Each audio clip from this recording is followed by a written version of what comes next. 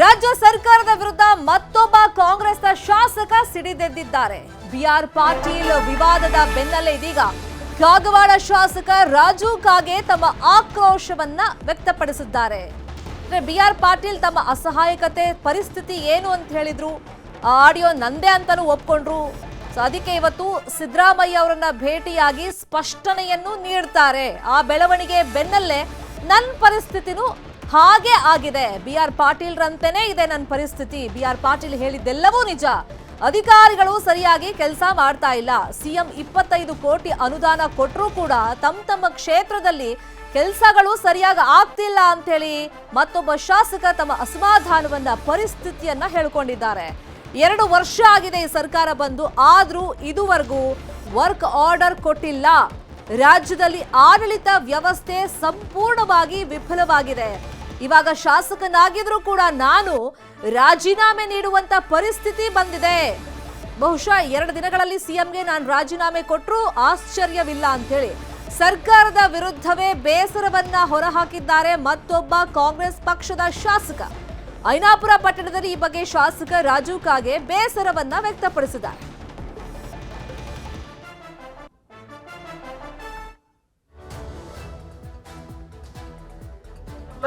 ಅವ್ರ ಆಪುಕತೆ ನಮ್ದು. ನಾನು ನೋಡಪ್ಪ ಸ್ಪಷ್ಟವಾಗಿ ಹೇಳ್ತೀನಿ, ಆ ಬಿಆರ್ ಪಾಟೀಲ್ ಹೇಳಿದ್ರಲ್ಲ, ಅವ್ರ ಆಪುಕತೆ ನಮ್ದು ಪರಿಸ್ಥಿತಿ ಆಗೈತಿ.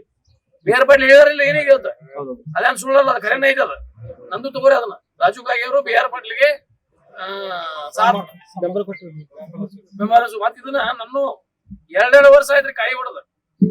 ವಿಶೇಷ ಅನುದಾನ ಕೊಟ್ರೆ ಸೀರಿಯಸ್ ಐತಿದಾವ ಇಲ್ವಲ್ಲ. ವಿಶೇಷ ಅನುದಾನ ಮುಖ್ಯಮಂತ್ರಿ ವಿಶೇಷ ಅನುದಾನ 25 ಕೋಟಿ ಕೊಟ್ಟರು.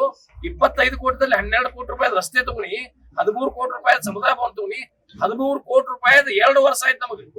ಎಂದು ಕೊಟ್ಟಿದಾರ ಅದನ್ನ ಅನುದಾನ, ಎಂದು ನಾವು ಪ್ರಪೋಸಲ್ ಕೊಟ್ಟಿದ್ದೀವಿ, ಇದುವರೆಗೆ ವರ್ಕೌಟ್ ಕೊಟ್ಟಿಲ್ಲ. ಯಾಕೆ? 13 ಕೋಟಿ ರೂಪಾಯಿ ಮುಖ್ಯಮಂತ್ರಿಯ ವಿಶೇಷ ಅನುದಾನದಲ್ಲಿ 72 ಸಮುದಾಯ ಭವನಗಳಿಗೆ ಇನ್ನೂವರೆಗೆ ವರ್ಕೌಟ್ ಕೊಟ್ಟಿಲ್ಲ. 25 ಇದೆ. ಈಗ ಇವ್ರು ಕೇಳ ವಾಲಿ ಅವರಿಗೆ 25 ಕೊಟ್ಟಿದೇವ್ರಿ, ಉಳಿದು ಯಾಕ 2 ವರ್ಷ ಬೇಕು ಒಂದು ಕೆಲಸ ಮಾಡ್ಲಕ್ಕ. ಇದು ಎಲ್ಲ ವ್ಯವಸ್ಥೆ ಅನ್ನೋದು ಎಲ್ಲ ರಾಜ್ಯದಲ್ಲಿ ಅಡ್ಮಿನಿಸ್ಟ್ರೇಷನ್ ಆಡಳಿತ ಸಂಪೂರ್ಣ ವಿಫಲವಾಗಿದೆ. ನನಗೆ ಮನಸ್ಸಿಗೆ ನೋವಾಗಿದೆ. ನಾನು ರಾಜೀನಾಮೆ ಕೊಡುವ ನಿಟ್ಟಿನಲ್ಲಿ ನನ್ನ ಮನಸ್ಥಿತಿ ಬಂದಿದೆ. ನಾನು 2 ದಿನದಲ್ಲಿ ಹೋಗಿ ಮುಖ್ಯಮಂತ್ರಿ ಭೇಟಿಯಾಗಿ ರಾಜೀನಾಮೆ ಕೊಟ್ಟರು ಅದಕ್ಕೇನು ಬಹಳ ಆಶ್ಚರ್ಯ ಇಲ್ಲ. ನಾನು ನೋಡಪ್ಪ ಇದೇ ವಿಚಾರವಾಗಿ ಇನ್ನಷ್ಟು ಡೀಟೇಲ್ ಆಗಿ ಇನ್ಫಾರ್ಮೇಶನ್ ಕೊಡ್ತಾ ಹೋಗೋದಕ್ಕೆ ನೇರ ಸಂಪರ್ಕದಲ್ಲಿ ಕನೆಕ್ಟ್ ಆಗಿದ್ದಾರೆ ನಮ್ಮ ರಿಪೋರ್ಟರ್ ಲೋಹಿತ್.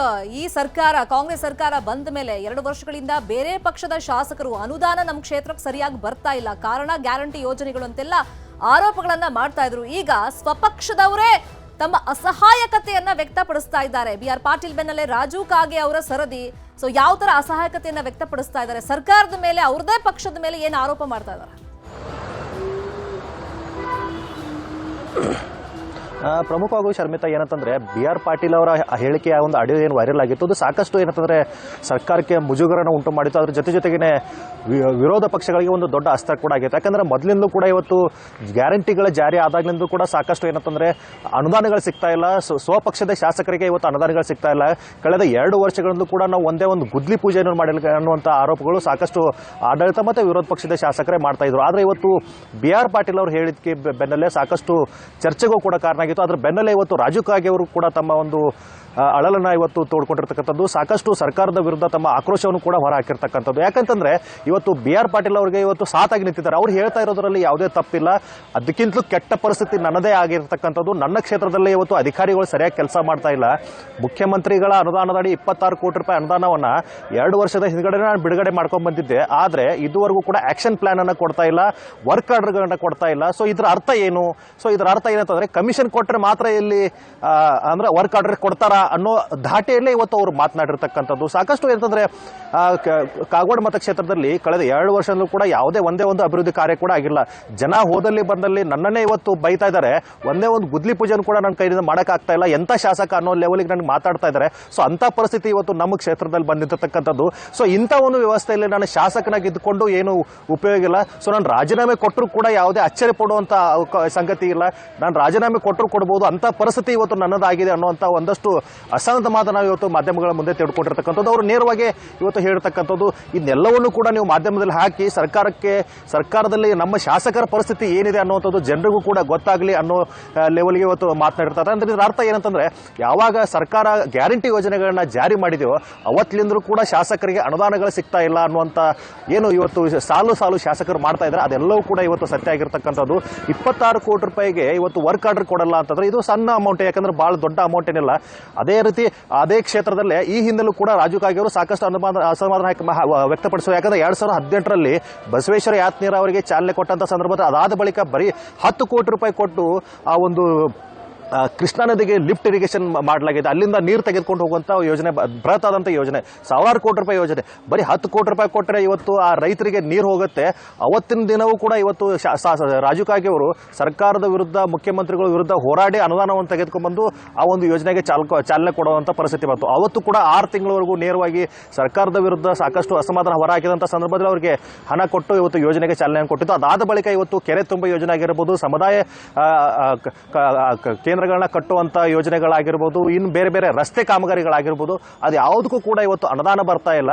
ಅನುದಾನ ಕೊಡ್ತೀನಿ, ಮುಖ್ಯಮಂತ್ರಿಗಳು ಅನುದಾನ ಕೊಡ್ತೀನಿ ಅಂತಂದ್ರೆ ಇಲ್ಲಿನ ಅಧಿಕಾರಿಗಳು ಏನು ಆಡಳಿತ ವರ್ಗ ಇದೆ, ಆಡಳಿತ ವರ್ಗದವರು ಇವತ್ತು ಆಕ್ಷನ್ ಪ್ಲಾನ್ ಅನ್ನ ರೆಡಿ ಮಾಡ್ತಾ ಇಲ್ಲ, ವರ್ಕ್ ಆರ್ಡರ್ಗಳನ್ನ ರಿಲೀಸ್ ಮಾಡ್ತಾ ಇಲ್ಲ. ಸೊ ಇಂಥ ಪರಿಸ್ಥಿತಿಯಲ್ಲಿ ನಾವು ಹೇಗೆ ಸರ್ವೈವ್ ಹೇಗೆ ಮಾಡೋದು? 2 ವರ್ಷ ಆಗಿದೆ, ಕೆಲಸ ಮಾಡಿಲ್ಲ ಅಂದ್ರೆ ಕ್ಷೇತ್ರದ ಜನತೆಗೆ ನಾವು ಉತ್ತರ ಏನ್ ಕೊಡೋದು? ಚುನಾವಣೆ ಹೆಂಗಾಗಿದೆ ಅಂದ್ರೆ ಮುಖ್ಯಮಂತ್ರಿಗಳ ಮುಂದೆ ಅಥವಾ ತಮ್ಮ ಪಕ್ಷದ ಪ್ರಮುಖರ ಮುಂದೆ ಅನುದಾನದ ವಿಷಯವಾಗಿ, ಕ್ಷೇತ್ರದ ಅಭಿವೃದ್ಧಿ ವಿಷಯವಾಗಿ ಹೇಳಿದ್ರೆ ಅಲ್ಲಿಂದ ಖಜಾನೆಯಲ್ಲಿ ಆಕ್ಚುಲ್ ಆಗಿ ದುಡ್ಡಿಲ್ವಾ, ಅಥವಾ ಅಲ್ಲಿಂದ ರಿಲೀಸ್ ಆದ್ರೂ ಅಧಿಕಾರಿಗಳು ಕಮಿಷನ್ ಕೊಡದೆ ಇಲ್ಲಿ ಕ್ಷೇತ್ರದಲ್ಲಿ ಅಭಿವೃದ್ಧಿ ಮಾಡೋದಕ್ಕೆ ಏನು ಪ್ರಮುಖ ಪಾತ್ರವನ್ನ ವಹಿಸ್ತಿಲ್ವಾ, ಮನಸ್ಸು ಮಾಡ್ತಾ ಇಲ್ವಾ ಅನ್ನೋದು ಒಂದು ಪ್ರಶ್ನೆ. ಮತ್ತೊಂದು ಕಡೆ ನಾನು ಆಗ್ಲೇ ಹೇಳ್ದಂಗೆ ಪ್ರಮುಖರ ಮುಂದೆ ಅಥವಾ ಸಿಎಂ ಮುಂದೆನೆ ಅನುದಾನದ ವಿಷಯವಾಗಿ ಕೇಳಿದ್ರೆ ಅಲ್ಲಿ ರೆಸ್ಪಾನ್ಸ್ ಇಲ್ದಲೆ ನೀವು ಮಾಧ್ಯಮದಲ್ಲಿ ಇದನ್ನು ವರದಿ ಮಾಡಿ ಅಂತ ಪರ್ಟಿಕ್ಯುಲರ್ ಆಗಿ ಹೇಳ್ತಾರೆ ಅಂದ್ರೆ ಮೀಡಿಯಾದಲ್ಲಿ ಬಂದ್ರೇನೆ ಎಚ್ಚೆತ್ಕೊಳ್ಳೋದು ನಮ್ಗೆ ಅನುದಾನ ಸಿಗೋದನ್ನೋ ಪರಿಸ್ಥಿತಿ ಬಂದ್ಬಿಟ್ಟಿದೆಯಾ?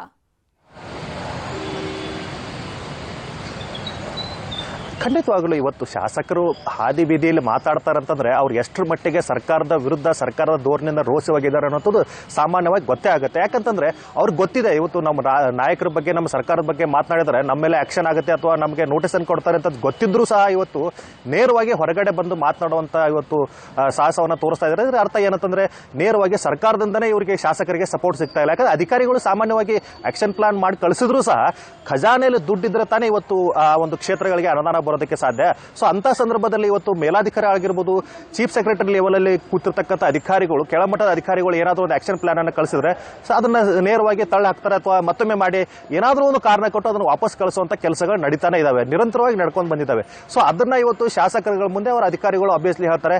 ಆದ್ರೆ ಶಾಸಕರುಗಳ ಪರಿಸ್ಥಿತಿ ಹೇಗಾಗಿದೆ ಅಂತಂದ್ರೆ ಇತ್ತ ಜನರಿಗೂ ಉತ್ತರ ಕೊಡಬೇಕು, ಇತ್ತ ಕ್ಷೇತ್ರದಲ್ಲಿ ಓಡಾಡಕ್ಕೆ ಸ್ಟಾರ್ಟ್ ಮಾಡಿದ್ರೆ ಜನ ನೇರವಾಗಿ ಇವ್ರನ್ನ ಹಿಡ್ಕೊಂಡು ಕೇಳೋದು. ಯಾಕಂದ್ರೆ ನಾವು ನಿಮ್ಗೆ ಓಟ್ ಹಾಕಿದ್ದೀವಿ, ನಾವು ನಿಮ್ಗೆ ಶಾಸಕರನ್ನಾಗಿ ಮಾಡಿದ್ದೀವಿ, ನೀವು ನಮ್ಮ ಕೆಲಸ ಮಾಡ್ತೀರಿ ಅಂತ ಹೇಳಿ ನಾವು ನಿಮ್ಮನ್ನ ಶಾಸಕರನ್ನಾಗಿ ಮಾಡಿದ್ದೀವಿ. ಆದ್ರೆ ನೀವೇ ಈ ರೀತಿ ನಿಮ್ಮದೇ ಸ್ವಂತ ಸರ್ಕಾರ ಇದ್ಕೊಂಡು ಸ್ವ ಸರ್ಕಾರದ ಶಾಸಕರುಗಳಿಗೆ ಇವತ್ತು ಕೆಲಸಗಳಾಗಿಲ್ಲ ಅಂದ್ರೆ ಇನ್ನು ಬೇರೆ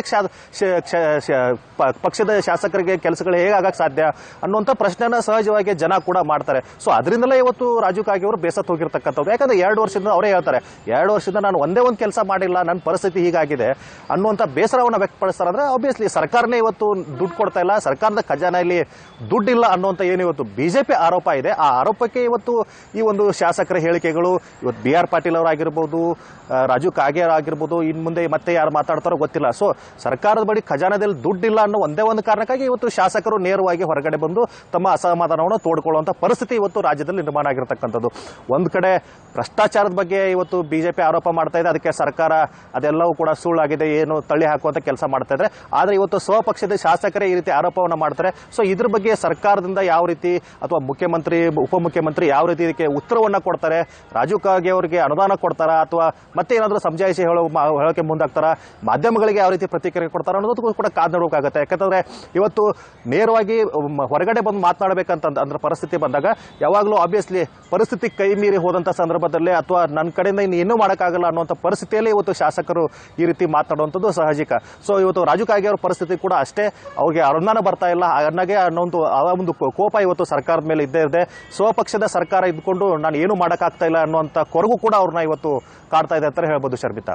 ಎಕ್ಸಾಕ್ಟ್ಲಿ ಲೋಹಿತ್, ಈಗ ಜನಾನು ನೋಡ್ತಿರ್ತಾರೆ, ನಾವು ಆರಿಸಿ ಕಳಿಸಿದೀವಿ 2 ವರ್ಷದಲ್ಲಿ ನಮ್ಮ ಕ್ಷೇತ್ರವನ್ನ ನಮ್ಮ ಶಾಸಕರು ಎಷ್ಟು ಅಭಿವೃದ್ಧಿ ಮಾಡಿದ್ದಾರೆ ಅಂತ ಹೇಳಿ ಒಂದು ಮೌಲ್ಯಮಾಪನವನ್ನ ಮಾಡ್ತಾರೆ. ಆರಂಭದಲ್ಲೇ 2 ವರ್ಷದಲ್ಲಿ ಇವರು ಏನು ಕಾಮಗಾರಿಯನ್ನ ಮಾಡಲೇ ಇಲ್ಲ ಅಂದ್ರೆ ಇನ್ನು ಉಳಿದಂತ 3 ವರ್ಷದಲ್ಲಿ ಏನ್ ಮಾಡ್ತಾರೆ ಅಂತೇಳಿ ಸಹಜವಾಗಿ ಪ್ರಶ್ನೆ ಉದ್ಭವವಾಗುತ್ತೆ. ಇಲ್ಲಿ ಶಾಸಕರು ತಮ್ಮ ಅಸಹಾಯಕತೆ ವ್ಯಕ್ತಪಡಿಸ್ತಾರೆ, ರಾಜೀನಾಮೆ ಮಾತನ್ನಾಡಿದ್ದಾರೆ. ನಿಜಕ್ಕೂ ರಾಜೀನಾಮೆ ಕೊಡುವಂತ ಒಂದು ನಿರ್ಧಾರಕ್ಕೆ ಅವರು ಬಂದಿದ್ದಾರಾ? ಅವರು ಆಪ್ತ ವಲಯದಲ್ಲಿ ಈ ಬಗ್ಗೆ ಚರ್ಚೆಗಳು ಹೆಂಗ್ ನಡೀತಾ ಇದೆ? ಅದೇ ರೀತಿಯಾಗಿ ಈಗ ನೀವು ಹೇಳ್ದಂಗೆ ಬೇರೆ ಕಾಂಗ್ರೆಸ್ನ ಶಾಸಕರು ಕೂಡ ಇದಕ್ಕೆ ದನಿಗೂಡಿಸುವಂತ ಸಾಧ್ಯತೆಗಳಿದೆ. ಅಂದ್ರೆ ಬ್ಯಾಕ್ ಟು ಬ್ಯಾಕ್ ಕಾಂಗ್ರೆಸ್ ಅವರೇ ಈ ರೀತಿ ಅಸಹಾಯಕತೆ ವ್ಯಕ್ತಪಡಿಸಿರೋದು ವಿಪಕ್ಷಗಳಿಗೆ ಹೆಂಗ್ ಅಸ್ತ್ರ ಆಗ್ತಾ ಹೋಗ್ತಾ ಇದೆ?